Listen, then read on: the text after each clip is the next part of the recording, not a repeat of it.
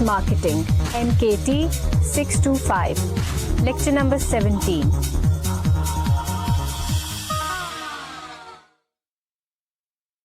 Assalamu alaikum Khawateen wa Hazrat. Waseem Hassan welcomes you to lecture number 17 of Services Marketing MKT 625 at the Virtual University of Pakistan. Marketing research, its importance are the topics of today. I started talking about this importance in the previous lecture, and there is a certain criteria that providers have to consider before they come up with the appropriate research study for the issue at hand. Marketing research is a mechanism whereby we get a flow of information which is required to gauge our performance. Performance about the service, meaning the way it is delivered, and performance of the individuals who are responsible to deliver the service. And therefore, marketing research is not a decision mechanism. It is something which facilitates good decision making on part of the service providers. Marketing research basically develops linkages between customers and organizations. And by developing those linkages, what organizations can do is to come up with the right action plans so that those action plans can be implemented toward satisfying needs of the customers. And in the process, what happens is providers rehash those plans, make improvements, and the process goes on in a repeated fashion.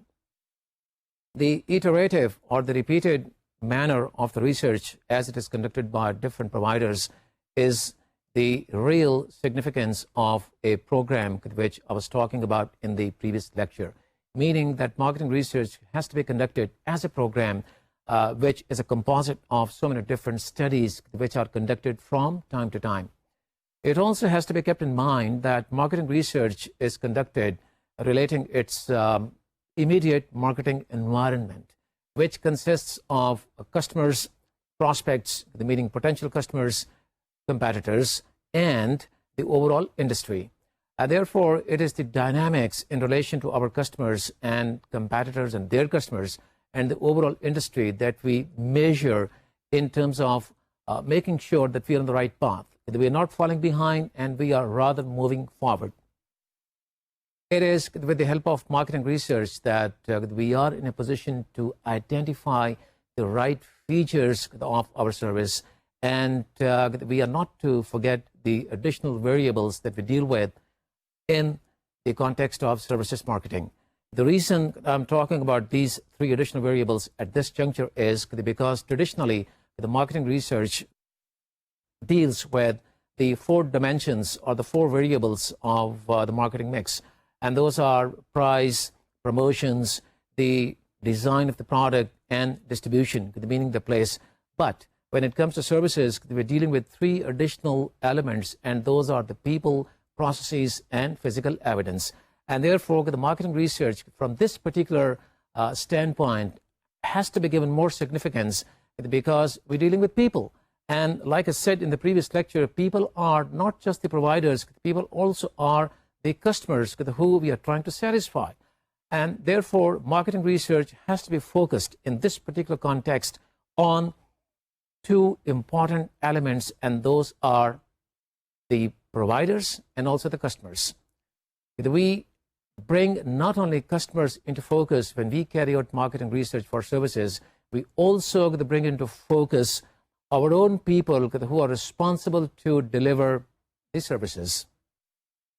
Now, having talked about two criteria of the total of 7, I would like to continue with the third one, which says that providers should balance research costs with the value of information that they generate. This criterion basically underlines the importance of the amount of money that we spend, because as providers, we have to do a lot of expenditure by way of paying the marketing consultants who are carrying out research.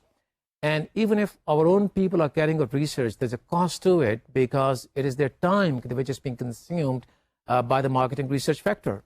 And then we also have to pay to respondents, and there are so many other associated costs to it that we end up spending quite a bit of capital on conducting different studies.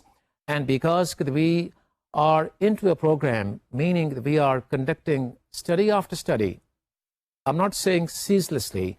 I mean, there could be a time frame between two different studies, and at the same time, two different studies might go on concurrently, meaning at the same time. But the fact is that the amount of money that we spend as providers could be reasonably high. So we as marketing providers could have to see to it that the results that we get out of that study really justify the cost that we have incurred.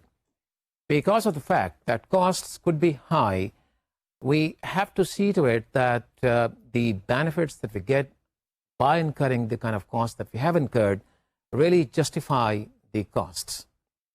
Meaning the information that we get out of these studies is very valuable and is going to help us as providers to make better decisions about different features or about the different delivery mechanisms or about all those variables or factors that we are conducting research on.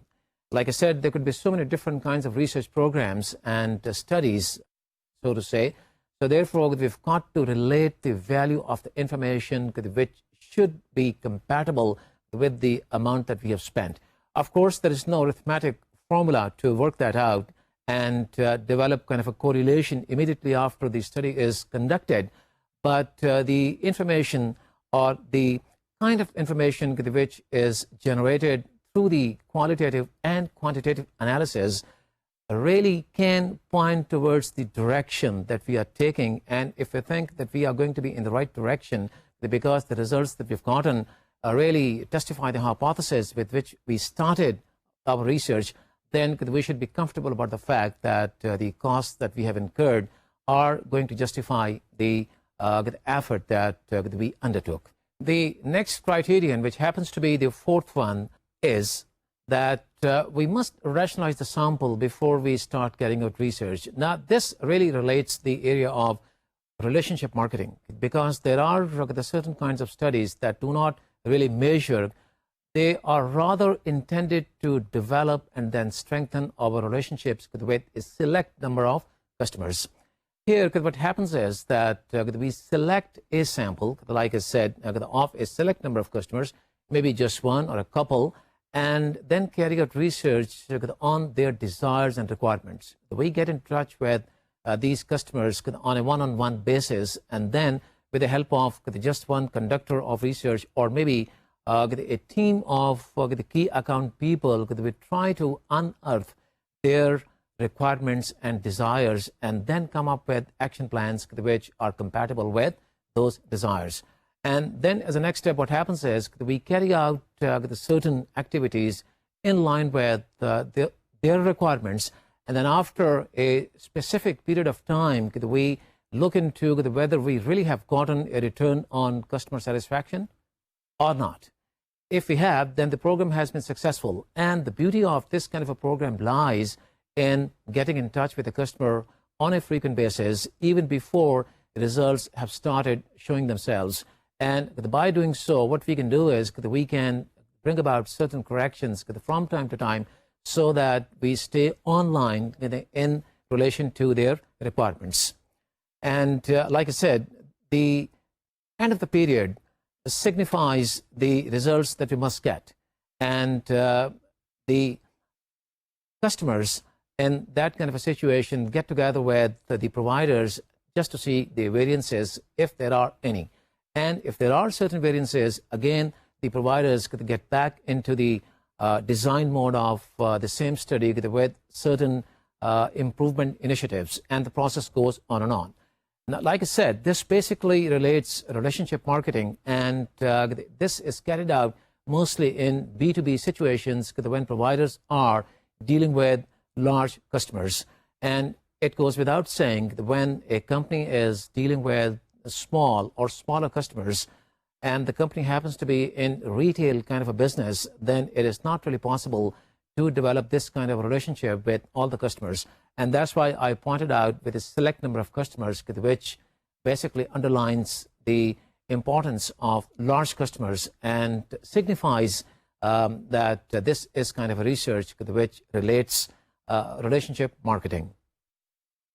The other possibility could be that when providers really have to look into the rationality of the sample is when performance of salespeople is assessed. Performance appraisal is an important element of any good management practice, and appraising the performance in relation to the quality of encounters becomes very important, because it is the quality of encounter which has a direct bearing on the level of satisfaction.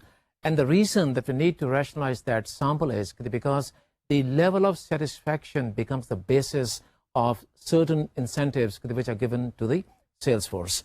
So therefore, the company needs to rationalize the sample by way of not just putting satisfied customers into the fold of that study, rather taking a very realistic and representative sample of the customers who are dealing with the company. By the same token, the sample that we should take for conducting study on those customers with whom we want to develop relationship and whose desires we really want to fully understand and be close to them, should be the one which does not really take into its fold just the satisfied customers. Because if we carry out research on only the satisfied customers, then the results are going to have a built-in bias. We are conducting this study to the exclusion of all those who could have given us the very realistic kind of feedback in order to further improve our performance. And performance by way of the delivery system, by way of having certain additional features of the service, and by way of certain behavioral dimensions on part of our providers, meaning the frontline providers. So samples in both the cases have got to be rationalized, meaning in terms of the B2B business, where we are trying to strengthen our relationship, and also where we are using this sample as the basis of working out certain incentives for the sales force. The next criterion is about the measuring priorities and importance of our customers. Managers have a tendency to allocate resources to those dimensions of service that customers may not think are their priorities. And therefore, the managers have got to take a very careful look at what they are dealing with and what they are promoting. This takes us back to the area of positioning, and we must identify what really is the motivation behind that particular positioning that we think should be highlighted while we talk about our product, while we communicate with the marketplace. And this is something which can make managers make very fatal mistakes, because if resources are allocated in a misguided way, then we are not really following the mission of the company. And this is where derailment, the proverbial derailment of the company takes place, and that takes us into the financial losses. Customer priorities and importance are related with their requirements and their expectations. So therefore, we've got to look into things like whether it is the quality of the food which customers are really concerned about, or it is the delivery mechanism. If customers are looking toward delivery mechanism which has got to be more efficient, and the company is allocating resources toward improvement of food quality, which already happens to be good, or the company is spending a lot of money on communication of the brand which they think needs to be talked about more and more in the marketplace, whereas there may not be a tremendous need of that particular factor, the need may dictate that the company should talk about the delivery mechanism, and before the company starts talking about that delivery mechanism, they've got to put in place that mechanism in an efficient way so that customers are satisfied. So this is an example of customers, the priorities and the importance as they attach to the delivery mechanism or the features of the service. The providers have got to pinpoint what exactly is it that customers are looking for.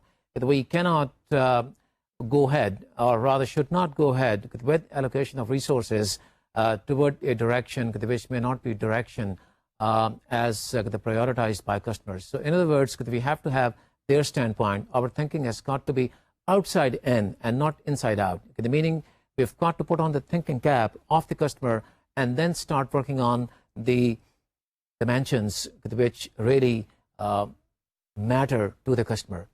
We can do that in two different ways, because that is where the whole thing boils down to, as to how we should do that.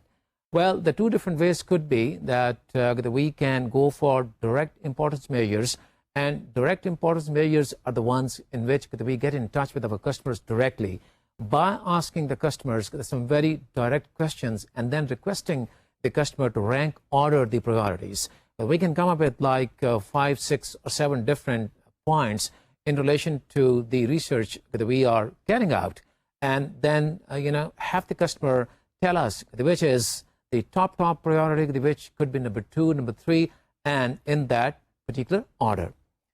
The other way of carrying this out is what they call indirect importance measures, and these involve a little sophisticated statistical methods of correlation and regression analysis. What you do is, by carrying out research, you can relate the inputs of the questionnaire, meaning the questions which basically relate to the dimensions of quality and satisfaction, so to say, are viewed in terms of customers' priorities, and you get a ranking of their priorities by way of getting the results that are presented to you with the help of those statistical analyses.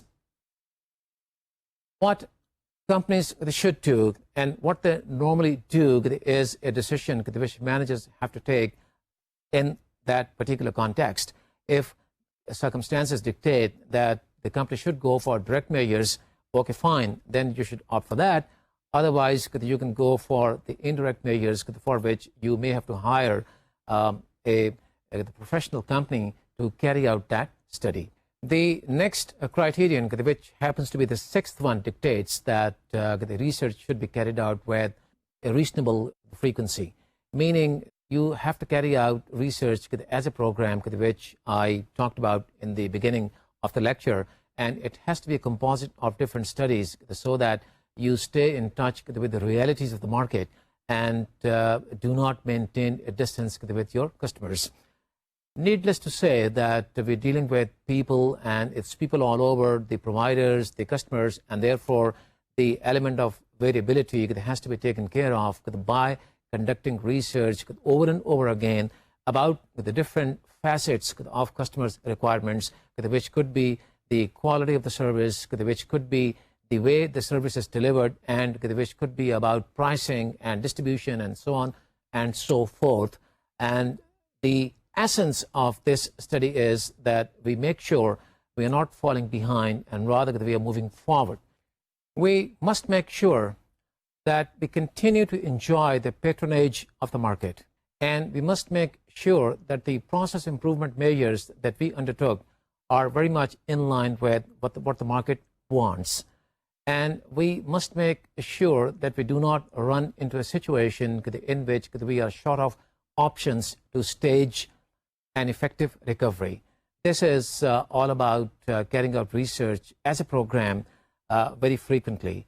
And I would like to rub in the importance of this by saying all over again, in the words of marketing experts, that a marketing research program is a composite of so many different studies. And make no mistake that the different studies are carried out because we find ourselves as service providers in so many different marketing situations and scenarios.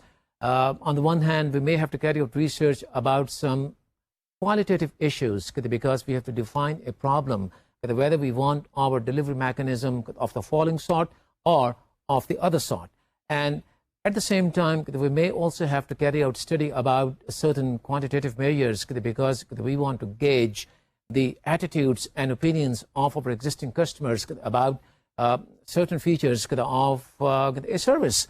So there could be so many different kinds of programs, but the essence of the whole program is that we carry out research from time to time so that we really have a very good feel of the market, and we really can put our fingers on the market's pulse. That's the essence of the program. The last and the seventh criterion of a good and effective research the program is that it must measure loyalty and behavioral intentions on part of the customers. Now, what is all this about? This is a measure of loyalty. In other words, we must have a mechanism in place, meaning a kind of a study that tells us how loyal our customers are.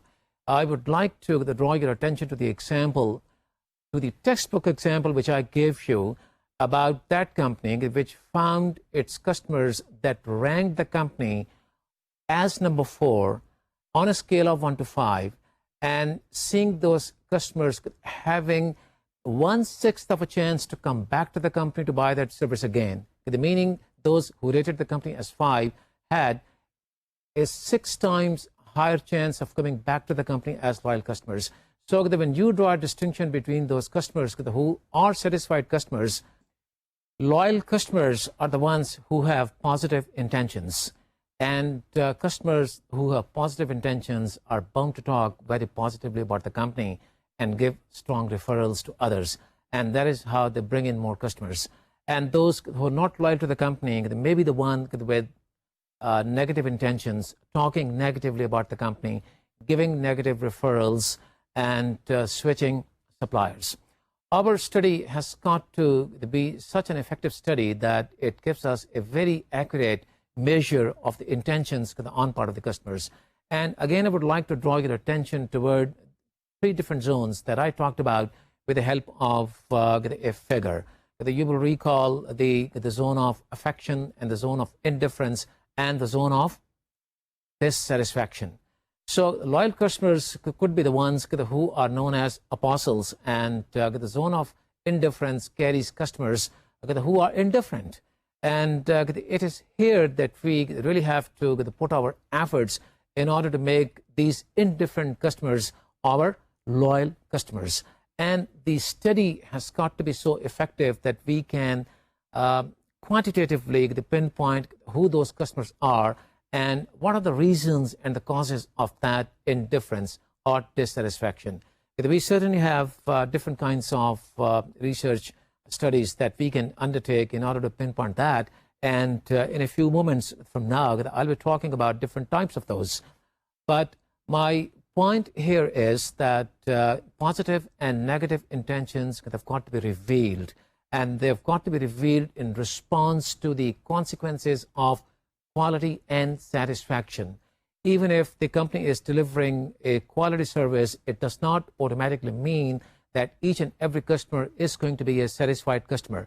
This is a very important point, and I don't really want you people to be confused here, because there is a very strong relationship between quality and satisfaction. Logically, when you have high quality, you have satisfied customers. But then it depends on individual encounters.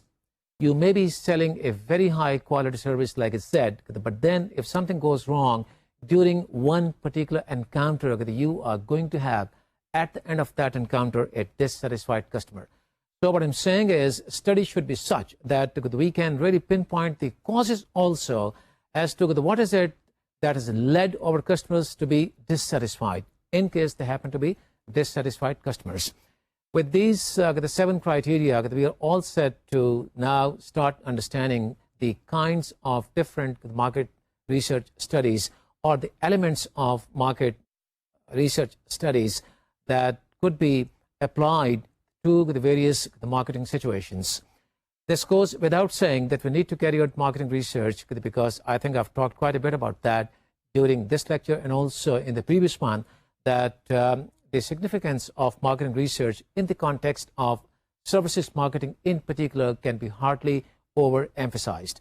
We have different kinds of situations in which we need to apply different studies with different research methods and techniques in order to arrive at findings which will help us to come up with action plans geared toward satisfaction of our customers. Let us take a look at what kinds of studies those could be. Well, there could be a host of the different studies, but generally It is of the 12 different kinds which are undertaken by different the marketing managers in different situations. The first one is what they call complaint solicitation. Complaint solicitation is all about seeking complaints from the customers. There are companies which wait for the customers to come back to the company to complain about delivery mechanism or features of the service which the customers did not like, or if they had any problem with the employees who delivered the service. But there are companies who are proactive and try to seek complaints before customers lodge complaints, for the simple reason that most of the dissatisfied customers never complain. They are silent customers. All they do is they just switch suppliers and go to somebody else. And when they go to somebody else, they also talk against your service. They may not talk with you, but they certainly talk with other customers, thereby creating problems for the company. And the good companies, from that point of view, they like to seek complaints from customers just to see what could be the reasons that might derail the program. And they design a study which is geared toward seeking complaints. There are proponents of this study who say that this is an effective tool at the disposal of the marketing managers, because they can be proactive by carrying out this kind of research. And it goes without saying that the kind of research is to be undertaken in light of the issue at hand. And there could be so many different issues.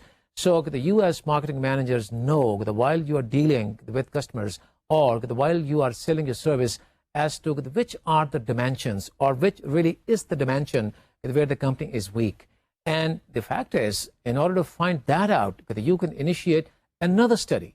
So that is why I say that marketing managers have to undertake different kinds of studies in different kinds of situations, and then they can develop linkages between the findings of different studies in order to come up with the rightmost findings about their about the totality of their programs of research, and the programs of their operations and marketing and supply chain and so on and so forth.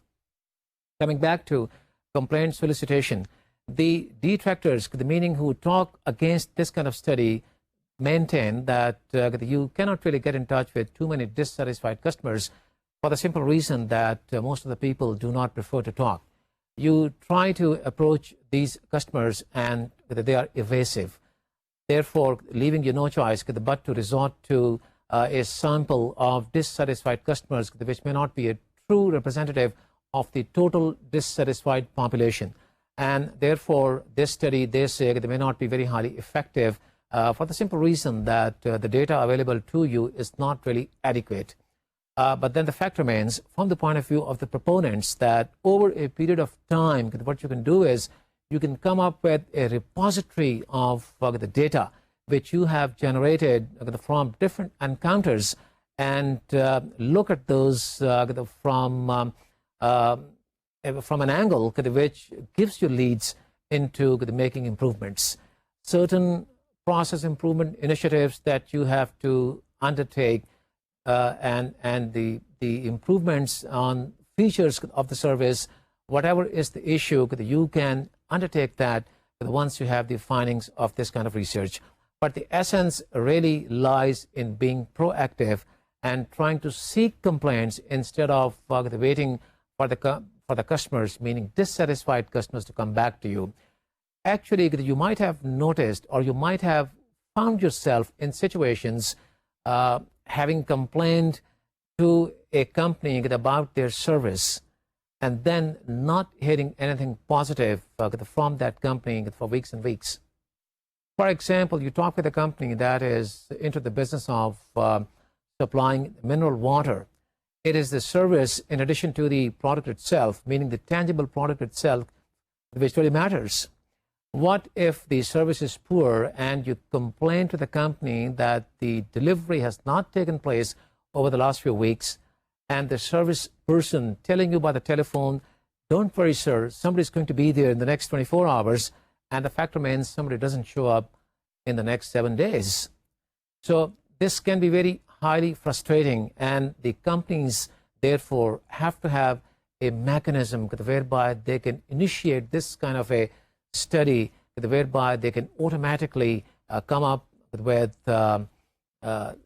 identification of dissatisfied customers, meaning a program has got to be instituted which automatically signals the level of dissatisfaction, or which really points toward existence of customers who are dissatisfied, so that you can immediately contact them and by asking them relevant questions come up with the appropriate answers for you to stage recovery.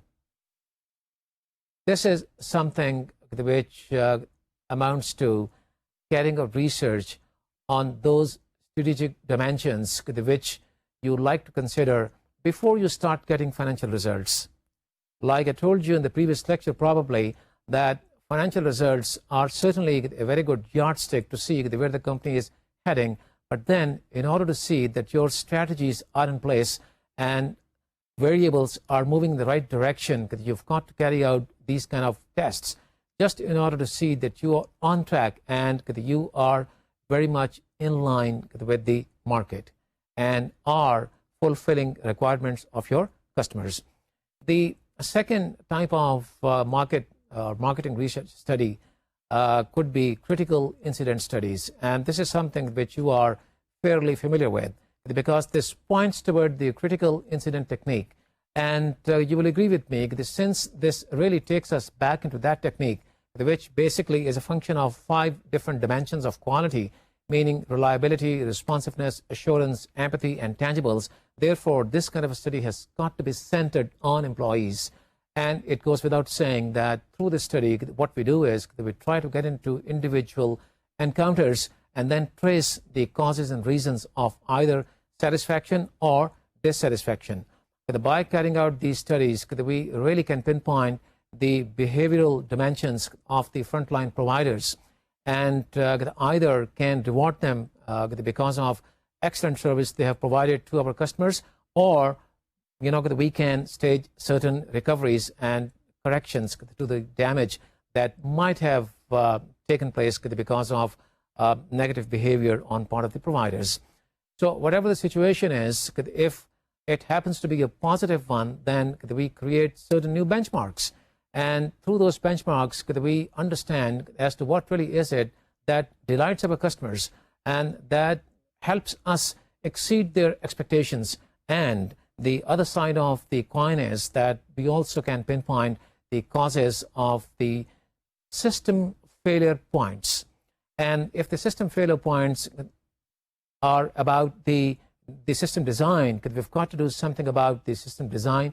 And if it happens to be just behavioral, then we've got to take care of that by reprimanding our staff members or by giving them warnings. Whatever the situation is, critical incident studies provide us with a very strong and effective basis of tracing the causes of either satisfaction or dissatisfaction. And therefore, these studies have got to be prepared from this particular angle in mind, that it is centered on our employees. With the help of these critical incident studies, what we really can benefit from is that we identify best practices which should be employed between the one study and the next one.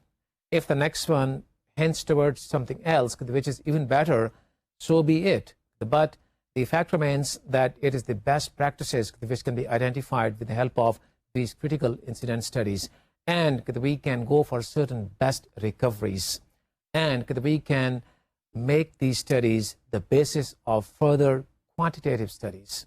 There could be so many different angles from where we can look at the whole process, because we are talking about 5 different dimensions. And it is with the help of these studies that the behavioral dimensions of our employees also come into the limelight. And therefore, it may provide us with so many different leads into conducting so many different studies which are going to be centered on the same behavioral intentions or behavioral manifestations, but from a different angle. Meaning, one study could be from the standpoint of reliability, whereas the other could be from the standpoint of responsiveness. However, there is a marketing study which takes care of all these dimensions in one go, and I'm going to talk about that in a few moments. But all I'm saying is, depending upon a certain situation, if it presents itself with certain forceful convictions that you must confine yourselves to one dimension of evaluation of quality, then you can initiate the one study in relation to that one particular dimension. May that be just reliability, may that be just assurance or empathy or tangibles. It all depends on the situation at hand. The next tool that marketing managers could have available to them in the context of research is what they call requirements research. This research reveals the benefits and attributes that customers look for in a service. It therefore is of elementary nature and warrants qualitative research through focus groups. It then, of course, becomes the basis of quantitative research, which is carried out in order to quantify the findings relating those attributes and benefits, but it remains of qualitative nature and therefore must take precedence over quantitative research. And during the qualitative phase of research, the questions which are asked by the conductor of the research are about the three important fundamental dimensions of what, why, and how. What really leads us to reveal what the actual requirement is. So by evoking the requirement in a very pinpointed way, we can stay very close to the expectations of the customer, thereby trying to eliminate the gap which occurs between expectations and perceptions. And don't forget, perceptions are the experiences. The why factor really evokes the underlying need and the benefit. What exactly is the need which is actuating the customer to go buy this particular service, and what is the benefit which the customer is looking for? If the need is for a courier service, meaning an overnight courier service, the benefit which the customer gets is that of getting that package at the destination within 24 hours. So that you can draw a relationship between the need and the benefit which the need brings to the customer. And the how factor evokes service features, meaning what should be the features that can help customer fulfill his requirement, meet the needs, and get the benefits which he is looking for. So by looking into this fundamental relationship of what, why, and how, providers really can come up with findings in a very qualitative way, which can help us minimize the gap. The next tool which marketing managers have available to themselves is what they call serve qual. It is a research which is a very comprehensive kind of a tool, and this is the one which takes care of the gap between expectations and perceptions, and therefore needs to be talked about in pretty much detail. Serve qual basically is a contraction of two words which are service and quality. So it makes it very evident that basically this research study is all about service and its quality. It is a very effective tool, and this has gained popularity over the last 2.5 decades. And the fact is that this tool is used by so many different industries across the globe, because this is supposed to be pretty much standardized. And because of the universal application of the tool, the popularity is gaining more and more momentum. However, there are people who contend that this needs to be made a little adaptable, which it can be, no question about that, in light of certain specific requirements of different customers in different situations. In other words, the standardized kind of questions or statements which are the hallmark of this marketing study could be changed and could be made subject to flexibility and adaptability if that is warranted. Actually, the questionnaire is divided into 5 different parts, and those 5 different parts signify the 5 dimensions of quality: reliability, responsiveness, assurance, empathy, and tangibles.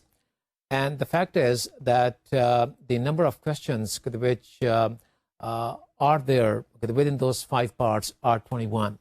And I would again say that this is a standard format which is used across so many different industries across the world by having these 5 parts, in turn having 21 questions. Now, these questions are 21 different statements, and these are the statements of attributes. And customers are asked to rate the attributes on a scale of 1 to 7 and also provide 2 different ratings of, number 1, the expectations of a service they will get from excellent companies, and number 2, their experience of the service they have gotten from the subject company. I will repeat once again so that there's no confusion at all. 21 statements are the statements of attributes, and these 21 statements are representative of the 5 dimensions: reliability, responsiveness, assurance, empathy, and tangibility. And customers are asked to rate the attributes on a scale of 1 to 7 and also provide 2 different ratings. The 1 rating is about the expectations of a service they will get from the excellent companies, and second, the rating of attributes of the service they've just gotten from the company. So thereby drawing a comparison between the service which they could have gotten from an excellent company and the service they have gotten from the subject company or from the focal company. Now, what is important here is that these 21 statements are self-completed by customers because they are supposed to rate those attributes. If they do not agree with the statement, they rate it at number 1, which means they strongly disagree. And if they strongly agree with the statement, they rate it as, they can rate it as number 7, or anything in between is a reflection of whatever the scale is. Since you have already had this questionnaire as part of the class notes, I would imagine that there is not a great deal of explaining to be done here. But for the sake of clarity, let me tell you that the 21 questions are divided into 5 different dimensions by the following manner. Reliability has 5 questions, responsiveness has 3 questions, assurance has 4 questions, and empathy has 4 questions, tangibility 5.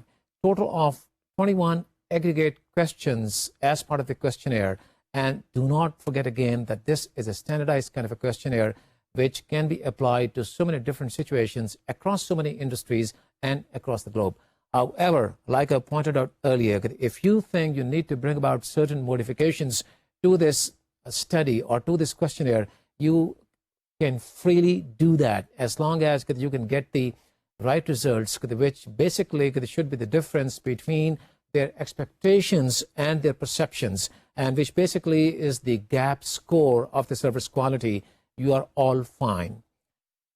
So once again, let me tell you that the 21 questions divided on these 5 different dimensions could be like the following. Although you also have a list of these questions, the questions would be like the following. For example, when XYZ company promises to do a job, it does so. And then you rate that on a scale of 1 to 7. If you think that the company really does the job within the promised time frame and it couldn't have been better, you may rate that as number 7, which means you strongly agree. And by the same token, you can slide back the scale if you are not satisfied.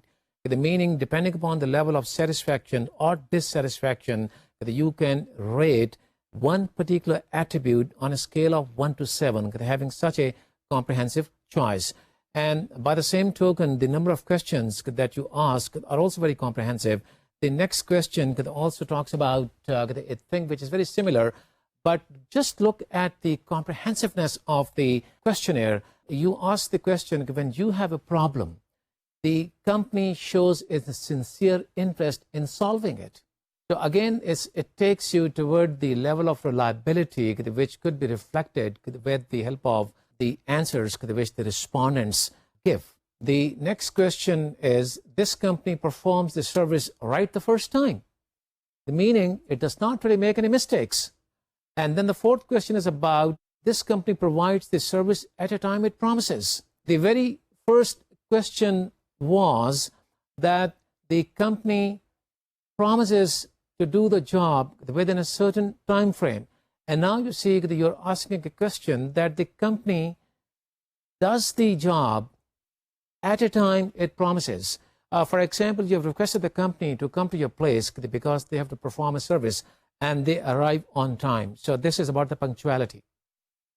So it is not only about the punctuality. With the help of another question, you also have made sure that once they have arrived on the time they promised, they also have finished the job within the time frame which they indicated or which they promised. And then there is another question which says it keeps its customers very well informed when services will be performed. Now, suppose that there was a change of schedule. The company well in advance informed you about that change. Even if there was no change, the company did inform you from time to time that their people are going to be at your place at the following particular point in time. And you rate the company as number 7 because everything went just according to the promises that they made. So the point here is that you have a different number of questions in relation to 5 different dimensions.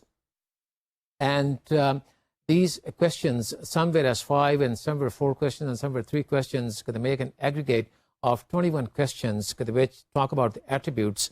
And you make your rating about those attributes in relation to not only the company from which you have bought the service, you also give a rating of what you might have expected from an excellent company, and thereby giving the conductor of the research an opportunity to look at the difference between your expectations, which would have been as high as those could have been from an excellent company, and the actual experience that you've gotten from the company which is the subject company of research.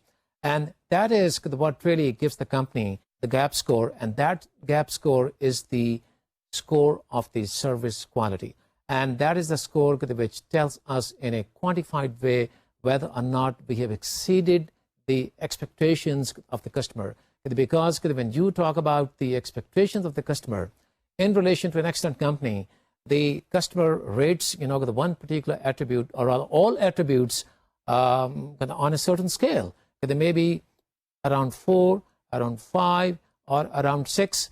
And then if the finding in relation to the service that your company offered also is very much in line with that number, then you are very much in line with the expectations of the customer. And in case the rating of your service is higher than what he expected, then I think that you have exceeded the expectations, and that's where the beauty of this study lies.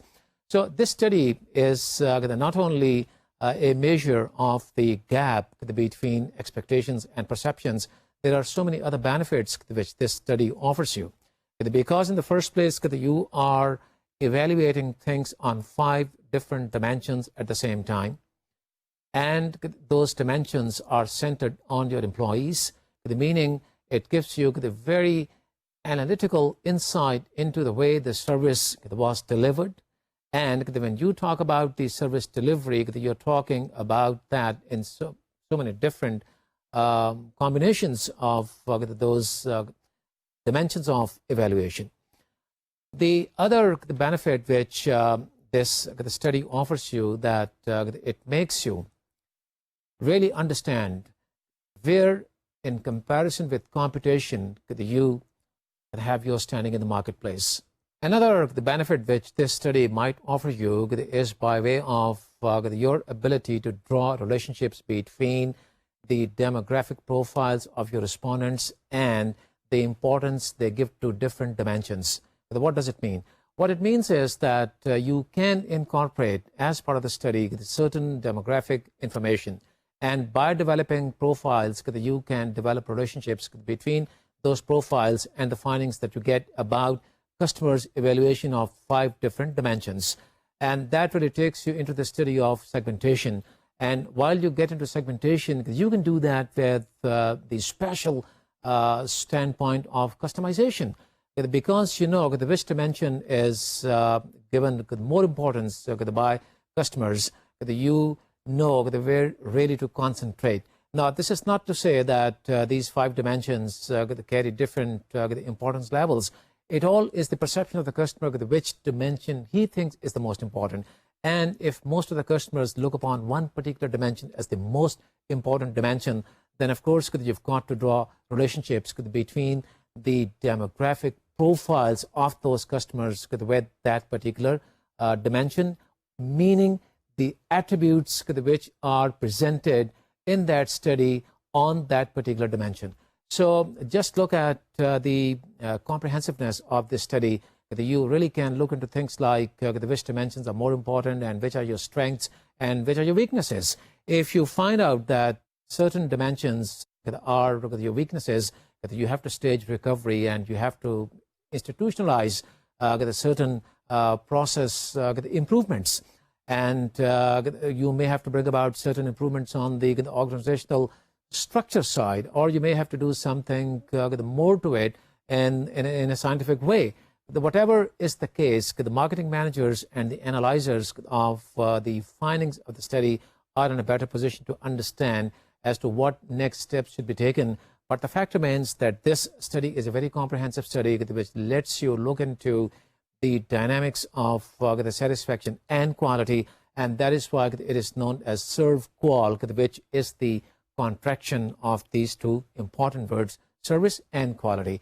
And do not forget the fact that you can be adaptable, because if you think that you are dealing with a service product, or you are into a situation which really dictates adding a few more questions in addition to the standardized 21 format, you can do that. Or you think if there are certain questions which are to be modified, because by doing so, you will get better answers and thereby get better leads into making better decisions, you are free to do so. Having talked about ServQual, I'm done with a few of the research study methods available to marketing managers, and the remaining ones, which are quite a few left, will be taken up in the next lecture. I would like to thank you for the attendance and your patience, and look forward to talking with you in lecture number 18.